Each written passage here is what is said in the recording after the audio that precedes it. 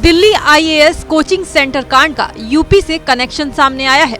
दरअसल इस हादसे में उत्तर प्रदेश के अंबेडकर नगर की जिस छात्रा ने जान गंवाई है, उसके चाचा सपा नेता धर्मेंद्र यादव हैं। जी हां, धर्मेंद्र यादव की भतीजी श्रेया यादव उन 3 छात्रों में शामिल है जिसकी इस हादसे में मौत हुई है। सपा नेता धर्मेंद्र यादव ने ही अपनी भतीजी का एडमिशन ओल्ड राजेंद्र नगर के राव आईएएस कोचिंग सेंटर में कराया था। धर्मेंद्र यादव गाजियाबाद में रहते हैं। उन्होंने शासन प्रशासन पर हादसे की जानकारी नहीं देने का आरोप लगाया है।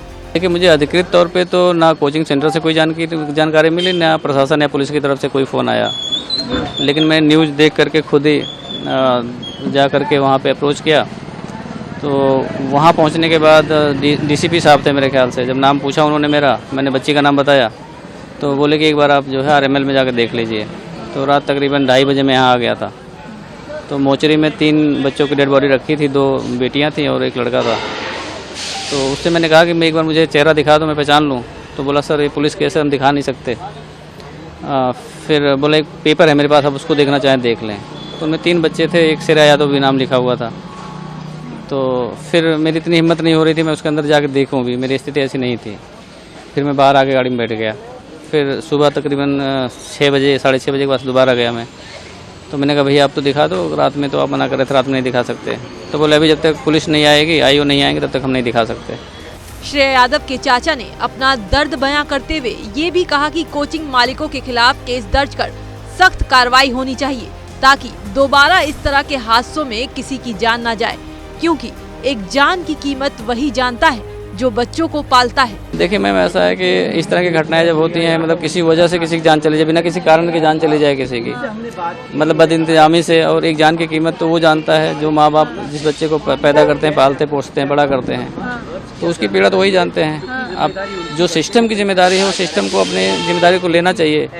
और प्राइमा फेसिया मेरी ये डिमांड है कम से कम कि जो कोचिंग के ओनर हैं उन पे गैर इरादतन हत्या का मुकदमा जरूर दर्ज हो, ताकि जितने और कोचिंग सेंटर्स हैं, चाहे मानक से बनने हैं नहीं बनने हैं, ये तो बात का विषय है, लेकिन कम से कम वो उनकी अपनी जवाबदेही ये हो जाए कि अगर मेरे से कोई लापरवाही होती है, मेरे सेंटर में कुछ ऐसा होता है, तो पहली जवाबदेही मेरी हो जाएगी, तो इसको रोका जा सकता है।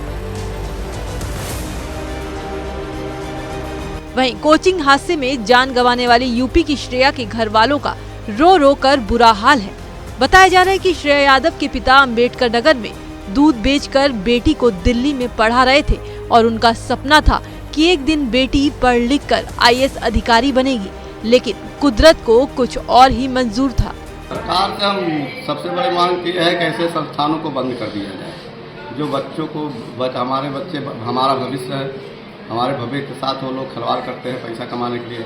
उनको जब बेसमेंट में पानी भरता था बराबर रेगुलर, तो उनको या तो क्लास 1 महीने बंद कर देना चाहिए था, या तो दूसरी व्यवस्था देनी चाहिए थी।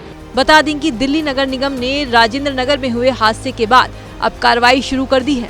नियमों का उल्लंघन करने वाले कोचिंग सेंटर के खिलाफ कार्रवाई की जा रही है। इसी सिलसिले में अब तक बेसमेंट में चल रहे 13 कोचिंग सेंटर्स को सील कर दिया गया है।